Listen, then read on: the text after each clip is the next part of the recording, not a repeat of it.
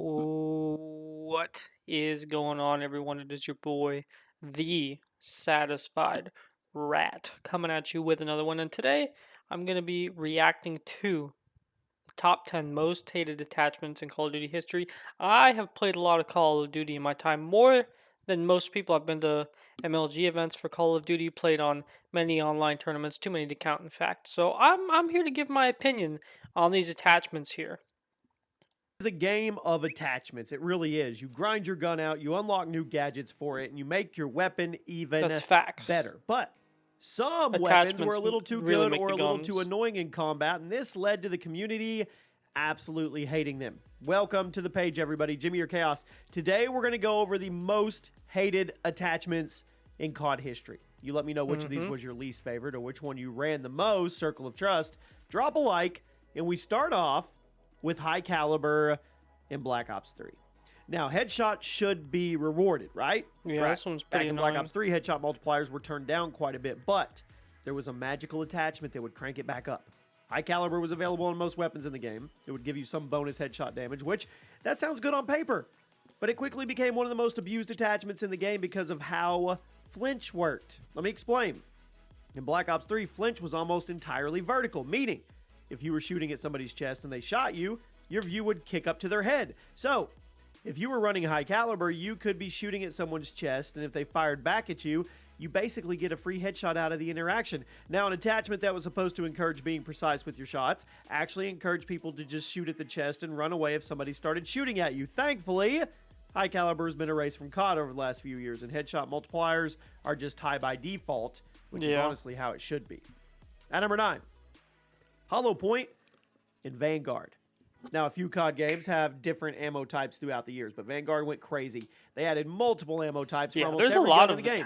One of ammo those types in that game. I'm really surprised. surprised. Hollow Point, which was rapidly become one of the most hated things in the game. Now, when you're using HP, Hollow Point, rounds on a weapon, your shots would not lose damage when hitting somebody's limbs. Normally, shooting someone in the arms or the legs, it deals less damage than the chest, but when a Hollow Point is used, it doesn't happen. It makes your gun more consistent, and it also makes the combat easier because you didn't need to aim as precisely anymore. Yeah. Now, Hollow Point took a lot of the nuance and skill out of gunfights, and a lot of Vanguard players I'm not gonna lie, I haven't played Vanguard. I've only played completely. Warzone. Speaking of ammo types. Next one. At number 8. Frangible in Alright, jeez, target come will on. flinch more than you. If someone shoots you back, the slow movement makes it almost it's just not going to work. Next person's Also, going to clean you up. A lot of Frangible there's a lot of attachments in Vanguard. It's pretty nutty how many attachments they got going in that game. For real. Are super annoying, and while they don't affect your damage like Hollow Points, they took even more skill out of the gunfight. The ammo types add way too much randomness to Call of Duty if you ask me, because you never know what other people are using, and they just do way too much. At number 7, the strobe light in Black Ops 4. This operator mod appeared on the SG-12 shotgun. It was one of the most talked about elements of the entire game, a light, a flashlight. By holding down the left trigger, you could activate a strobe light on the end of your gun, effectively flashing anyone who got too close. You know, I'm noticing that most of these attachments are in the later games. In the earlier games, all of the attachments were pretty simple, besides like a heartbeat sensor. The SG-12 was a semi-auto shotgun with pretty decent damage, so adding a strobe light to the mix, well, it just made things even more obnoxious and abusable, especially in hardcore modes. Thank goodness this thing was only available on one gun, but that one gun, it was really easy to spam and get cheap kills with, so the strobe light just made matters worse. I mean, getting killed by spam shotguns is bad, but it's even worse if you couldn't see that the spam shotgun was coming. At number 6, Akimbo in most every COD. Honestly, it's so bad in Modern Warfare 2 because they have shotguns as secondaries, and shotguns are like a main gun, no doubt. An attachment, I know. It's classified as one in your class menu, so it's getting a spot today. Now, akimbo weapons are pretty awesome to look at and definitely makes you feel like a beast, and it's really annoying to get killed by somebody using double weapons. Especially now, when you're double running two shotguns. guns at once, you get double the damage, but you sacrifice your ability to ADS, meaning your aim is largely randomized. Now, for that exact reason, it can get pretty frustrating to get killed by somebody running around, spamming triggers, basically just playing the numbers game. I mean, if you spam enough bullets, you're mathematically going to hit a decent amount of shots. Then we have the whole can of worms that is akimbo shotguns. And I think you can see why I put akimbo on the list. Again, it's really fun to use these, and it makes you feel like a boss, but they're super frustrating to get killed by, and I think they deserve to be on the list of most hated attachments. Oh, for At sure. number 5, the grenade launcher in COD 4 in Modern Warfare 2. Oh yeah, The especially with one-man infamous army. Noob 2. Underbarrel grenade launchers debuted in COD 4. They were strong. Then someone over at Infinity Ward had this bright idea to bring them back and buff them even more in Forgot Modern how Warfare bad they 2, were which led to the now in that infamous game. levels of spam.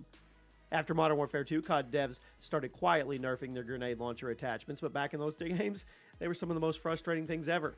The grenades traveled a long way, they were super easy to aim, and they had a very generous blast radius. In Modern Warfare 2, you could endlessly resupply with one-man army or scavenger, although thankfully there was no way to do it in COD 4.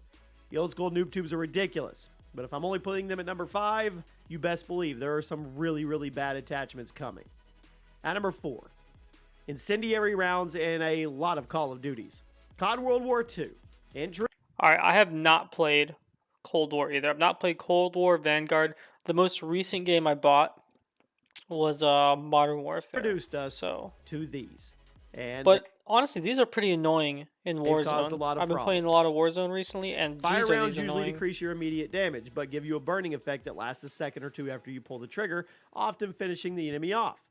Now, the problem with incendiary rounds is the fact that they don't give enough of the initial damage nerf to the blast of the shotgun, meaning it's super easy to one-shot people with an incendiary round before burning effect even starts. Then on top of it, recent COD games have the gunsmith that allow players to practically erase the negative effects of adding incendiary rounds to their guns and buff the stats even more.